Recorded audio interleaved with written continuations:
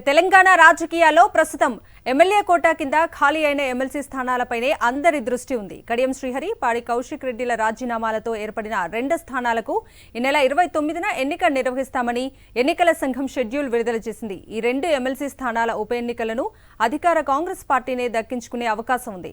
సంఖ్యాబలం పరంగా చూస్తే కాంగ్రెస్ కు 1, బీఆర్ఎస్ కు 1 రావాల్సి ఉన్నా ఈ 2 స్థానాలకు వేర్వేరుగా నోటిఫికేషన్లను, వేర్వేరుగా పోలింగ్ కేంద్రాలు ఏర్పాటు చేయాలని ఎన్నికల సంఘం ఆదేశించిన నేపథ్యంలో అధికార కాంగ్రెస్ పార్టీకి 2 ఎమ్మెల్సీ స్థానాలు దక్కనున్నాయి. అయితే ఈ ఎన్నికకు సంబంధించిన నోటిఫికేషన్ వచ్చిన తర్వాత మరింత స్పష్టం రానుంది.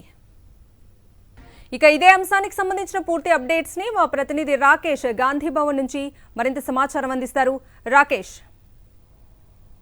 టీ కాంగ్రెస్ ఖాతాలో మరొక 2 ఎమ్మెల్సీలు పడనున్నాయి. ఇప్పటికే 2 ఎమ్మెల్సీలకు సంబంధించి షెడ్యూల్ విడుదల చేయడం జరిగింది. ఈ నెల 29న ఎన్నికలు జరగనున్న నేపథ్యంలో నిజానికి నిన్నటి వరకు కూడా చాలామంది ఒక ఎమ్మెల్సీ వచ్చే అవకాశం ఉంది కాంగ్రెస్కు, మరొక ఎమ్మెల్సీ బీఆర్ఎస్కి వచ్చే అవకాశం ఉందని కూడా వచ్చిన ఎమ్మెల్యేలకు సంబంధించిన సీట్ల అంచనాను వేసుకొని చెప్పడం జరిగింది. కానీ షెడ్యూల్లో స్పష్టంగా అటు ఉత్తరప్రదేశ్ కానీ ఇప్పుడు తెలంగాణ జరుగుతున్న 2 ఎమ్మెల్సీలకు సంబంధించి కానీ 3టిని విడివిడిగా చూడాల్సి ఉంటున్నట్టు కూడా షెడ్యూల్లో స్పష్టంగా పేర్కొన్నారు. ఈరోజు మధ్యాహ్నం కల్లా కూడా ఇంకొంత క్లారిటీ వచ్చే అవకాశం ఉంది. నోటిఫికేషన్లో కూడా సేమ్ మొత్తం కూడా డేట్కు సంబంధించి కూడా ఒకే రోజు ఒకే టైంలో ఈ 2 ఎమ్మెల్సీలకు సంబంధించి ఎన్నిక జరిగే అవకాశం కనిపిస్తూ ఉంది. అంటే ఒక్కో ఎమ్మెల్యేకు 2 ఓట్లు వేసే అవకాశం ఉంటుంది.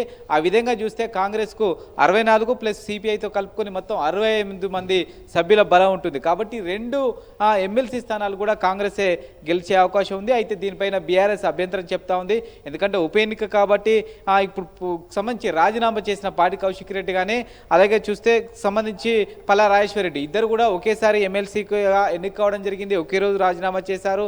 కాబట్టి ఆ రెండింటికి సంబంధించి విడివిడిగా కనుక చూసే బదులు ఒకే విధంగా చూస్తే మాకు లాభం జరుగుతుందనేది బీఆర్ఎస్ అంచనా కనిపిస్తూ ఉంది. దీనిపైన కోర్టుకు వెళ్ళే ఆలోచన చేసినట్టుగా తెలుస్తూ ఉంది. అయితే ఎలక్షన్కి సంబంధించిన అధికారులు ఇది ఇతర న్యాయ నిపుణులు కనుక తెలుసుకునే సమాచారం అయితే దాదాపుగా ఈ 2 ఎన్నికలకు సంబంధించి విడివిడిగా చూడడానికి అవకాశం ఉంటుంది. గతంలో ఉత్తరప్రదేశ్లో కూడా ఇదే విధంగా జరిగింది. అక్కడ కోర్టు వెళ్ళిన ఉపయోగం లేదు. కాబట్టి ఎన్నికల కమిషన్ అన్ని ఆలోచించిన తర్వాతే దీనిపైన షెడ్యూల్ విడుదల చేసింది. కాబట్టి ఇప్పుడు ఇంకా చర్చించడానికి ఏముండదు. ఖచ్చితంగా 2 స్థానాలు కూడా కాంగ్రెస్కే వెళ్ళడానికే 99% అవకాశం ఉన్నది అనేది న్యాయ నిపుణులు చెప్తున్న పరిస్థితి కనబడతా ఉంది. దీంతో కాంగ్రెస్ పార్టీలో కూడా చాలా మంది అభ్యర్థులు పోటీ పడతా ఉన్నారు. చాలా మంది ఎమ్మెల్యేకి అవకాశం రాని వాళ్ళందరూ కూడా తమకు ఈసారి ఎమ్మెల్సీగా అవకాశం కోరుతున్నారు. ఈ లిస్టులో చాలా మంది పేర్లు ఉండడం జరిగింది. అద్దంకి దయాకర్ కానీ, వేమనరేందర్ రెడ్డి కానీ, చిన్నారెడ్డి కానీ ఇలాంటి నేతల పేర్లు వినిపిస్తున్నాయి. 1-2 రోజుల్లో దీనిపైన ఒక స్పష్టత వచ్చే అవకాశం కనిపిస్తుంది.